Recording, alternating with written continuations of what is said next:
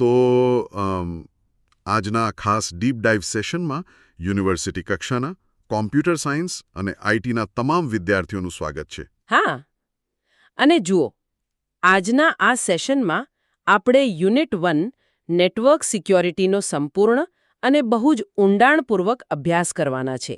બરાબર. અને આ માત્ર કોઈ સામાન્ય ચર્ચા નથી હો. આપણું મિશન એકદમ ક્લિયર છે. આ એક સંપૂર્ણ પરીક્ષાલક્ષી માર્ગદર્શન છે.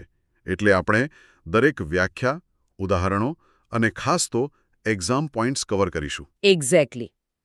અને એટલે જ મારો રોલ અહીં વિષયના એક ગહન વિશ્લેષક તરીકેનો રહેશે. આપણે દરેક કન્સેપ્ટ પાછળનું ટેકનિકલ કારણ શું છે તે ડીકોડ કરીશું. રાઈટ. અને હું એક ઉત્સાહી પ્રોફેસરની ભૂમિકામાં આ ચર્ચાને આગળ વધારીશ. તો ચાલો, સૌથી પહેલા સેક્શન 1 થી શરૂઆત કરીએ. નેટવર્ક સિક્યુરિટીનો પરિચય. એટલે કે વ્યાખ્યા શું છે?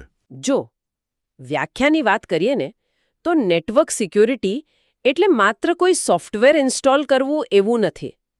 આ હાર્ડવેર અને સોફ્ટવેર બંનેનો ઉપયોગ કરીને ડેટાની અખંડિતતા, ગુપ્તતા અને ઉપલબ્ધતા જાળવી રાખવાના નિયમો અને ટેકનોલોજીનો આખો એક સમૂહ છે.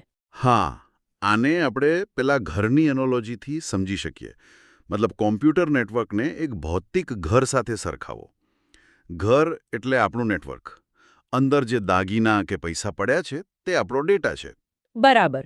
અને ઘરના દરવાજા પર લાગેલા તાળા, સીસીટીવી કે ગાર્ડ છે તે આપણી સિક્યોરિટી છે. મુખ્ય ધ્યેય પેલા ચોરને એટલે કે હેકર્સને અંદર આવતા રોકવાનો છે. સાચી વાત. જો આપણે આને એક આકૃતિ તરીકે જોઈએ તો વિચારો કે એક તરફ તમારું ભૌતિક ઘર છે, જેને ફિઝિકલ પ્રોટેક્શન મળેલું છે, અને બીજી તરફ તમારા ડિજિટલ સર્વર્સ છે. આ બંનેની બરાબર વચ્ચે એક ફાયરવોલની મજબૂત ઢાળ ઊભી છે. એક્ઝેક્ટલી. હવે સિલેબસ મુજબ જોઈએ તો આપણે 5 મુખ્ય જોખમો એટલે કે થ્રેટ્સ સમજવાના છે. હા, તો પહેલો થ્રેટ છે અનઓથોરાઇઝ્ડ એક્સેસ. રાઈટ.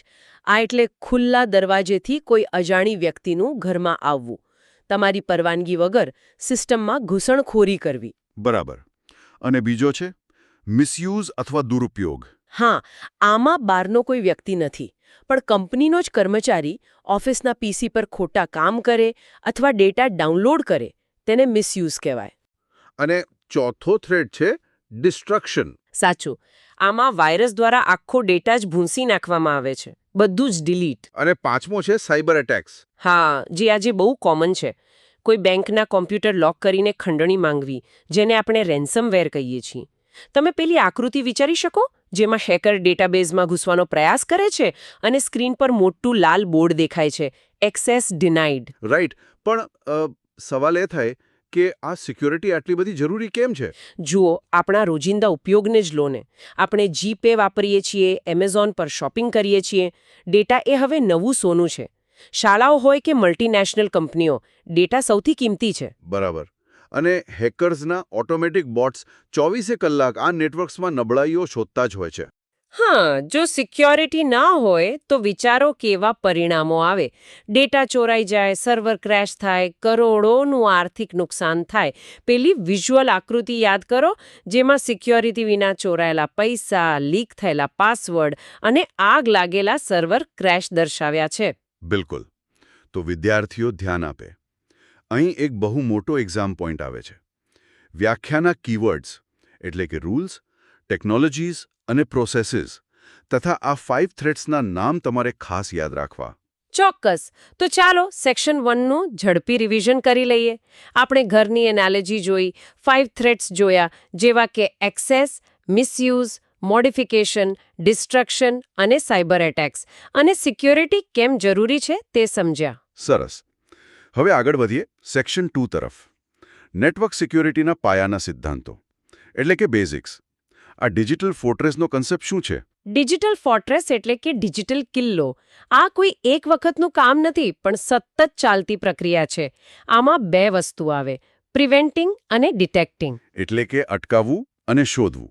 રાઈટ. હા, પ્રિવેન્ટિંગ એટલે દરવાજા લોક કરવા અને ડિટેક્ટિંગ એટલે ઘરમાં બગલર એલાર્મ લગાવવું. એક કિલ્લાની આકૃતિ વિચારો, જ્યાં પ્રિવેન્શન માટે ઊંચી જાડી દિવાલો છે અને ડિટેક્શન માટે ઉપર વોચ ટાવર પરથી ગાર્ડ્સ સ્કેનિંગ કરી રહ્યા છે. વાહ, બહુ સરસ વિઝ્યુઅલ. અને આના 5 મુખ્ય ફાયદાઓ છે. પહેલું, ડેટા પ્રોટેક્શન. બીજું, ડેમેજથી બચાવ. ત્રીજું, પ્રાઇવસી. ચોથું, સ્મૂધ વર્કિંગ એટલે કે અવેલેબિલિટી. અને પાંચમું, સૌથી અગત્યનું, યુઝર્સનો ટ્રસ્ટ. એક્ઝેક્ટલી. પણ હવે સવાલ એ છે કે આ સિક્યોરિટીના ઘટકો એટલે કે કમ્પોનન્ટ્સ કેટલા? શું માત્ર એક એન્ટીવાયરસ નાખી દઈએ એટલે કામ પૂરું? ના, જરાય નહીં. આમાં 3 લેયર્સ હોય છે. સૌથી પહેલું છે હાર્ડવેર સિક્યોરિટી એટલે કે ફિઝિકલ પ્રોટેક્શન. હા, સર્વરને ભૌતિક રીતે બચાવવા પડે. જેમ કે સર્વર રૂમ પર લોક મારવું, સીસીટીવી લગાવવા કે બાયોમેટ્રિક સ્કેનર રાખવા. આને તમે બેંકના પેલા જાડા વોલ્ટ ડોરની આકૃતિ સાથે સરખાવી શકો. રાઈટ. અને બીજું લેયર છે સોફ્ટવેર સિક્યોરિટી એટલે કે એપ્લિકેશનનું લક્ષણ. બરાબર. આ આપણા શરીરની ઇમ્યુન સિસ્ટમ જેવું કામ કરે છે, જેમાં ઓપરેટિંગ સિસ્ટમમાં એન્ટીવાયરસ, ફાયરવોલ અને સિક્યુરિટી પેચ લગાવેલા હોય જે વાયરસને ઓળખીને મારી નાખે.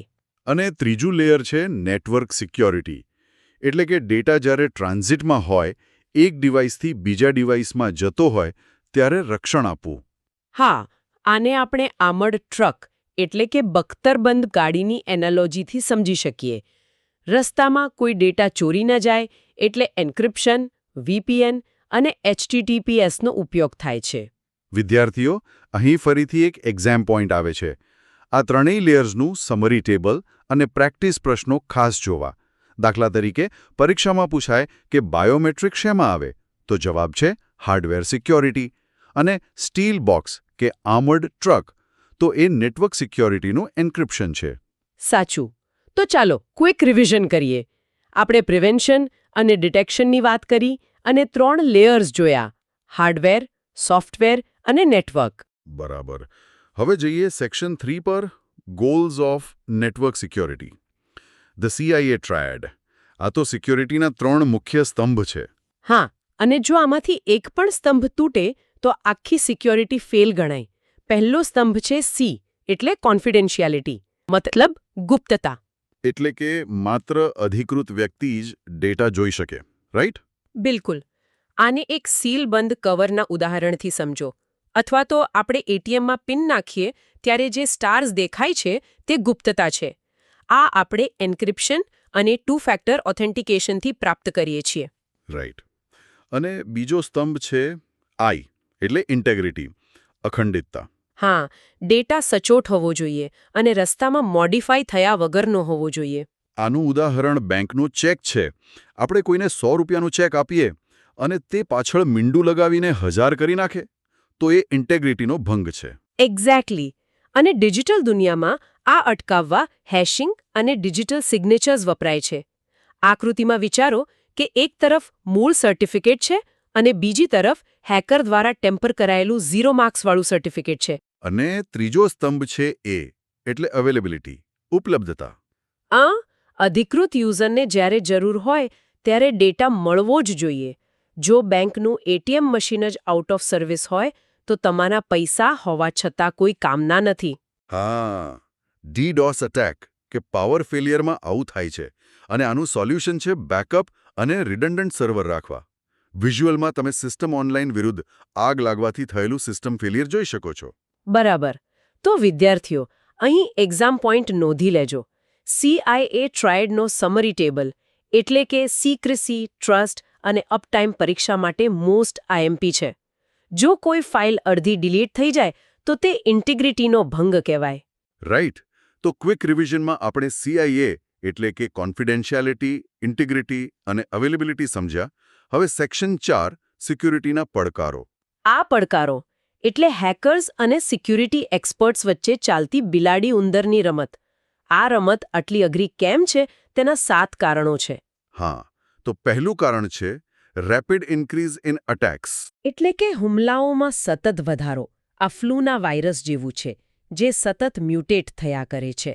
વિચારો કે એક રેસ ટ્રેક પર હેકર અને એક્સપર્ટ દોડી રહ્યા છે, અને હેકર હંમેશા એક ડગલું આગળ હોય છે. બરાબર. બીજું કારણ છે કોમ્પ્લેક્સિટી એટલે કે નેટવર્કની જટિલતા. હા, એક રૂમના ઝૂંપડાને સાચવવું સહેલું છે, પણ 500 રૂમના કિલ્લાને સાચવવો અઘરો છે. એટેક સરફેસ બહુ મોટી થઈ જાય છે. અને ત્રીજું કારણ જે મારું ફેવરેટ છે, હ્યુમન એરર, માનવીય ભૂલ. આ સૌથી વીકેસ્ટ લિંક છે. તમે ઘરના દરવાજે 10 લાખનું ડિજિટલ તાળું મારો, પણ ચાવી ડૂચામણમાં એટલે કે ડુઅરમેટ નીચે સંતાડો તો શું કામનું? રાઈટ. પાસવર્ડ મોનિટર પર લખવો કે ફિશિંગ લિંક પર ક્લિક કરવું એ આવું જ છે. પેલા ટ્રોજન હોર્સ અને કિલ્લાની આકૃતિ જેવું, જ્યાં માણસો જ ભૂલથી દુશ્મનને અંદર લઈ આવે છે. ચોથું કારણ છે સોફ્ટવેર બગ્સ, જેને ઝીરો ડે વલ્નરેબિલિટી કહેવાય. આ પ્રોગ્રામિંગની ભૂલ છે. કિલ્લાની દિવાલમાં પડેલી એવી ઝીણી તિરાડ જ્યાંથી સાપ અંદર આવી શકે. પાંચમો પડકાર છે બેલેન્સિંગ સિક્યોરિટી વર્સસ કન્વીનિયન્સ. એટલે કે એક ત્રાજવામાં એક બાજુ સિક્યોરિટી છે અને બીજી બાજુ યુઝરની સુવિધા. 10 તાળાવાળું ઘર સુરક્ષિત છે, પણ રોજ ખોલવામાં બહુ અસુવિધા થાય છે. છઠ્ઠું કારણ છે ઇનસાઇડર થ્રેટ્સ, એટલે કે કિલ્લાની અંદરનો જ કોઈ ગદ્દાર સૈનિક. બરાબર. અને સાતમું કારણ છે કોસ્ટ ઓફ સિક્યોરિટી. સિક્યોરિટી બહુ ખર્ચાળ છે. દરેકને 6 એરબેગ્સવાળી મોંઘી કાર પોસાય નહીં. તમે હેકિંગ કોસ્ટ વિરુદ્ધ સિક્યોરિટી ટૂલ્સ કોસ્ટનો ગ્રાફ જુઓ તો સિક્યોરિટીનો ખર્ચ હંમેશા વધુ હોય છે. તો એક્ઝામ પોઈન્ટ તરીકે વિદ્યાર્થીઓએ આ 7 પડકારો અને તેની એનાલોજીનું ટેબલ ખાસ યાદ રાખવું. ક્વિક રિવિઝનમાં આપણે જોયું નવા એટેક્સ, જટિલતા, માનવીય ભૂલ, બગ્સ, બેલેન્સ, ઇનસાઇડર અને કોસ્ટ. રાઈટ. હવે સેક્શન 5 પર આવીએ. Security service versus security mechanism. Oh, અહીં વિદ્યાર્થીઓને સૌથી વધુ કન્ફ્યુઝન થતું હોય છે. ચાલો આને એકદમ ક્લિયર કરી દઈએ. હા. જુઓ, સર્વિસ એટલે વોટ. મારે શું જોઈએ છે? દાખલા તરીકે મારે વરસાદથી બચવું છે. આ મારો ગોલ છે. અને મિકેનિઝમ એટલે હાઉ. હું એ કેવી રીતે કરીશ? એક્ઝેક્ટલી. હું વરસાદથી બચવા છત્રીનો ઉપયોગ કરીશ.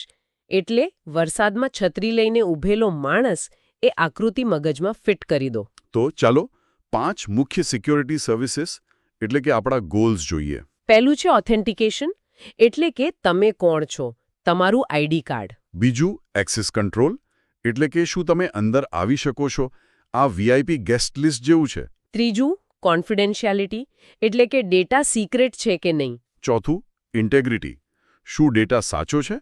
પેલા કવર પરના મીણના સીલ જેવું. અને પાંચમું નોન રેપ્યુડિએશન, એટલે કે ઇનકાર ન કરી શકવું.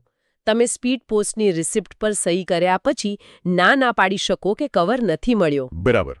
હવે આ 5 ગોલ પૂરા કરવા માટે 5 મિકેનિઝમ્સ એટલે કે ટૂલ્સ જોઈએ. હા. પહેલું ટૂલ છે એન્ક્રિપ્શન, જે લોક મારવાનું કામ કરે. બીજું છે હેશિંગ, જે ડિજિટલ ફિંગરપ્રિન્ટ છે. ત્રીજું છે ડિજિટલ સિગ્નેચર્સ, જે ઓનલાઈન સ્ટેમ્પ છે. ચોથું છે ACL, એટલે એક્સેસ કંટ્રોલ લિસ્ટ, જે પેલા ગેસ્ટ લિસ્ટનું ટૂલ છે. અને પાંચમું છે બાયોમેટ્રિક્સ, જે ઓથેન્ટિકેશન માટેની બાયોલોજિકલ કી છે. આનો એક્ઝામ પોઈન્ટ બહુ જ અગત્યનો છે. કઈ સર્વિસ માટે કયું મિકેનિઝમ વપરાય છે તેનું મેપિંગ પૂછાય છે. જેમ કે ઇન્ટેગ્રિટી માટે હેશિંગ વપરાય. તમારે આકૃતિમાં સર્વિસીસથી મિકેનિઝમ્સ તરફ જતા એરોઝ, તીરનું વિઝ્યુઅલ યાદ રાખવું. સાચું. તો ક્વિક રિવિઝનમાં આપણે સર્વિસ એટલે કે ગોલ અને મિકેનિઝમ એટલે કે ટૂલ વચ્ચેનો તફાવત ક્લિયર કર્યો. હવે આગળ વધીએ. Section 6 network security models. જુઓ, જેમ આર્કિટેક્ટ બિલ્ડિંગ બનાવતા પહેલા બ્લુપ્રિન્ટ વાપરે, તેમ આપણે આ મોડલ્સ વાપરીએ છીએ. સિલેબસમાં 4 મુખ્ય મોડલ્સ છે. હા, પહેલું છે OSI સિક્યોરિટી આર્કિટેક્ચર. આ ISOનો ઓફિશિયલ રૂલ બુક કે બિલ્ડિંગ કોડ છે, જેમાં 7 અલગ-અલગ લેયર્સ હોય છે અને દરેક લેયરમાં ફાયરવોલ કે SSL, TLS જેવા પ્રોટોકોલ્સ ક્યાં લાગશે તે નક્કી હોય છે. બીજું છે આપણું પરિચિત CIA ટ્રાયડ મોડલ. હા, આ તો હાર્ટ ઓફ સિક્યોરિટી છે. પેલા 3 પગવાળા સ્ટૂલ અને CIA ત્રિકોણની આકૃતિ યાદ કરો. ત્રીજું છે ઝીરો ટ્રસ્ટ મોડલ. આ બહુ આધુનિક સ્ટેન્ડર્ડ છે. એનો સિદ્ધાંત છે નેવર ટ્રસ્ટ, ઓલવેઝ વેરીફાઈ. એટલે પેલી એરપોર્ટ સિક્યોરિટી જેવું ખરું ને? એક્ઝેક્ટલી. ગેટ પર ચેકિંગ, ચેક-ઇનમાં ચેકિંગ અને ફ્લાઇટ પાસે પણ ચેકિંગ. દરેક જગ્યાએ વેરિફિકેશન. અને ચોથું મોડલ છે ડિફેન્સ ઇન ડેપ્થ મોડલ. હા, આમાં લેયર્ડ એપ્રોચ હોય છે. કોઈ એક ટૂલ પર આધાર નહીં. પેલા ડુંગળી એટલે કે અનિયનના પડ વિચારો. રાઈટ. સૌથી બહાર ફાયરવોલ, અંદર એન્ટીવાયરસ અને છેક કોરમાં ડેટા એન્ક્રિપ્શન. મધ્યકાલીન કિલ્લામાં પણ પહેલા પાણીની ખાઈ હોય, પછી દિવાલ હોય અને પછી ગેટ હોય. બરાબર. તો એક્ઝામ પોઈન્ટ માટે આ ચારેય મોડલ્સની કોર ફિલોસોફી અને તેની એનાલોજીનું ટેબલ ગોખી મારવું. અને ક્વિક રિવિઝનમાં આપણે OSI, CIA, ઝીરો ટ્રસ્ટ અને ડિફેન્સ ઇન ડેપ્થ મોડલ્સ સમજ્યા. હવે સેક્શન 8 પર જઈએ. TCP/IP મોડલ અને સિક્યોરિટી. OSI એ થિયરી છે, પણ TCP/IP પ્રેક્ટિકલ છે, જેના પર આપણું ઇન્ટરનેટ ચાલે છે. આમાં માત્ર 4 લેયર્સ છે. આપણે આને એક કુરિયર મોકલવાની એનાલોજીથી સમજીએ. ઓકે, તો લેયર 1 છે એપ્લિકેશન લેયર. આ આપણો મૂળ મેસેજ છે. હા, અને અહીં HTTP, DNS, SEC અને ઈમેલ ફિલ્ટર્સ કામ કરે છે. આકૃતિમાં વિચારો કે એક કવર પર કોઈ બિલોરી કાચથી HTTPSનો સિક્રેટ કોડ વાંચી રહ્યું છે. ડેટા અહીં જ સિક્યોર થવો જોઈએ. લેયર 2 છે ટ્રાન્સપોર્ટ લેયર. આ આપણું કનેક્શન છે. એટલે કે આપણી પેલી આર્મર્ડ ટ્રક. અહીં 2 કોમ્પ્યુટર વચ્ચે ડેટા પેકેટ્સ માટે એક સુરક્ષિત ટનલ બને છે, જેમાં TCP/UDP, સિક્યોર પોર્ટ્સ અને TLS વપરાય છે. લેયર 3 છે ઇન્ટરનેટ લેયર. આ રસ્તો એટલે કે રૂટ છે. બરાબર. આ GPSની જેમ કામ કરે છે. આમાં IPsec પ્રોટોકોલ હોય છે, જે રૂટ સ્પૂફિંગ અટકાવે છે. એક અસ્તવ્યસ્ત માર્ગમાં IPsec લખેલું બુલેટપ્રૂફ જેકેટ પહેરીને એક ડેટા પેકેટ જઈ રહ્યું છે, એવું વિઝ્યુઅલ વિચારો. વાહ. અને છેલ્લે લેયર 4 છે નેટવર્ક એક્સેસ લેયર. આ સિસ્ટમનું પ્રવેશ દ્વાર એટલે કે એન્ટ્રી પોઈન્ટ છે. હા, અહીં રાઉટર પાસે MAC ફિલ્ટરિંગ અને WP3 કામ કરે છે. આ પેલા ક્લબના બાઉન્સર જેવું છે, જે લિસ્ટમાં તમારું MAC એડ્રેસ ચેક કરીને જ તમને અંદર આવવા દેશે. તો એક્ઝામ પોઈન્ટમાં આ 4 લેયર્સ, તેના પ્રોટોકોલ્સ અને ટૂલ્સનું સમરી ટેબલ યાદ રાખવું.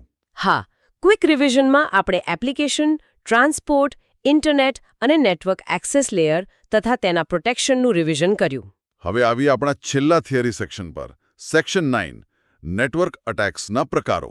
જુઓ, હુમલાખોરોના મુખ્ય 2 પરિવારો છે, પેસિવ અટેક્સ અને active attacks. Right. Passive attack એટલે જાસૂસ અને એક્ટિવ અટેક એટલે ગુનેગાર. બિલકુલ. 9.1 પેસિવ અટેકમાં સિસ્ટમને કોઈ નુકસાન પહોંચાડ્યા વગર માત્ર ડેટા ચોરવામાં આવે છે. એટલે કે જૂના જમાનામાં વાયર ટેપ લગાવીને ફોન સાંભળતા એવું જ ને. હા. 2 વ્યક્તિની ફોન લાઈન વચ્ચે જાસૂસ હેડફોન લગાવીને સાંભળતો હોય તેવી આકૃતિ વિચારો. આમાં સ્નૂપિંગ, સ્નિફિંગ, વાયર શાર્ક અને ટ્રાફિક એનાલિસિસ આવે છે. અને 9.2 એક્ટિવ એટેક્સ. આમાં સિસ્ટમને ડાયરેક્ટ નુકસાન કરાય છે. કોઈ હેકર હથોડી લઈને તમારું ડેટા પેકેટ તોડી રહ્યો છે એવું વિચારો. આમાં માસ્કેરેડ, મોડિફિકેશન, રિપ્લે અને DOSનો સમાવેશ થાય છે. પેસિવ એટેકને શોધવો મુશ્કેલ છે, કારણ કે સિસ્ટમ નોર્મલ ચાલતી હોય. પણ એક્ટિવ એટેક તરત દેખાઈ જાય. આ કમ્પેરિઝન ટેબલ પરીક્ષા માટે બહુ અગત્યનો છે. બરાબર છે. હવે 9.4 જોઈએ, જે શોર્ટ નોટ્સ માટે બહુ જ અગત્યના અમુક ચોક્કસ અટેક્સ છે. હા, પહેલું છે માલવેર. માલવેરના 4 પ્રકાર છે. 1. વાયરસ, જેને ફેલાવવા માટે હોસ્ટ ફાઇલ જોઈએ. 2. વર્મ, જે આપોઆપ પોતાની નકલ બનાવીને ફેલાય. 3. ટ્રોજન, જે કોઈ સારી ગેમ કે સોફ્ટવેર પાછળ છુપાયેલો વાયરસ હોય. અને 4. રેન્સમવેર, જે ફાઇલો લોક કરીને બિટકોઇન માંગે.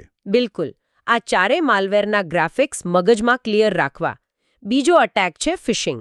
હા, પેલી માછલી પકડવાની જાળ જેવી આકૃતિ. હા, બેંકનો ખોટો ઈમેલ મોકલીને યુઝર પાસેથી જ પાસવર્ડ કઢાવી લેવો. લેપટોપમાંથી ID કાર્ડ ખેંચતી માછલી પકડવાની જાળ વિચારો. પછી છે MITM, એટલે મેન ઇન ધ મિડલ. આમાં યુઝર અને બેંકના સર્વરની બરાબર વચ્ચે હેકર બેસી જાય છે અને બધો ટ્રાફિક વાંચે છે. અને DOS કે DDoS, એ હાઈવે પરના ટ્રાફિક જામ જેવું છે.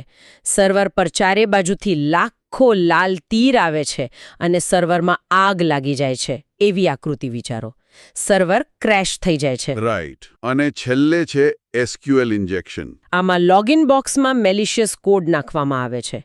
ડેટાબેઝના બેરલ પર એક મોટું ઇન્જેક્શન લગાવતી આકૃતિ મગજમાં રાખો, જેથી આખો ડેટાબેઝ હેકરને મળી જાય. વિદ્યાર્થીઓએ એક્ઝામ પોઈન્ટ તરીકે વાયરસ અને વોર્મ વચ્ચેનો તફાવત તથા ફિશિંગ વિશે ખાસ તૈયારી કરવી. અહીં આપણું એક્ટિવ પેસિવ અને માલવેરના પ્રકારોનું ક્વિક રિવિઝન પૂરું થાય છે. તો આ સાથે આપણે સિલેબસના તમામ મુદ્દાઓ બહુ જ ડીપમાં કવર કર્યા છે. બિલકુલ. હવે છેલ્લે વિદ્યાર્થીઓ અસાઇનમેન્ટના 8 પ્રશ્નો તરફ ખાસ ધ્યાન દોરું છું, જેમાં વ્યાખ્યા, 3 layers, CIA triad, security challenges, services versus mechanisms, 4 models, TCP/IP layers અને અટેક્સના પ્રકારોનો સમાવેશ થાય છે. આ પ્રશ્નો પરીક્ષા માટે મોસ્ટ IMP છે. સાચી વાત છે. અને જતા જતા એક વિચારવાલાયક પ્રશ્ન મૂકતી જાઉં છું. હા, ચોક્કસ. આપણે જોયું કે સિક્યોરિટી અને હેકર્સ વચ્ચે સતત દોડ ચાલી રહી છે. પણ વિચારો, ભવિષ્યમાં જ્યારે આર્ટિફિશિયલ ઇન્ટેલિજન્સ એટલે કે AI બંને બાજુએ મતલબ હેકિંગમાં અને ડિફેન્સમાં સંપૂર્ણ કંટ્રોલ લઈ લેશે, ત્યારે શું આ કેટ એન્ડ માઉસની રમતમાં માનવની કોઈ ભૂમિકા રહેશે ખરી? કે પછી તે માત્ર બે મશીનો વચ્ચેનું યુદ્ધ બની જશે? અરે વાહ, આ ખરેખર બહુ ઊંડો વિચાર છે. ટેકનોલોજી ક્યાં જઈ રહી છે તે વિચારવું જ રહ્યું. તો વિદ્યાર્થીઓ, આજના આ ડીપ ડાઇવ લેક્ચરમાં જોડાવા બદલ ધન્યવાદ. તૈયારી માટે ઓલ ધ બેસ્ટ.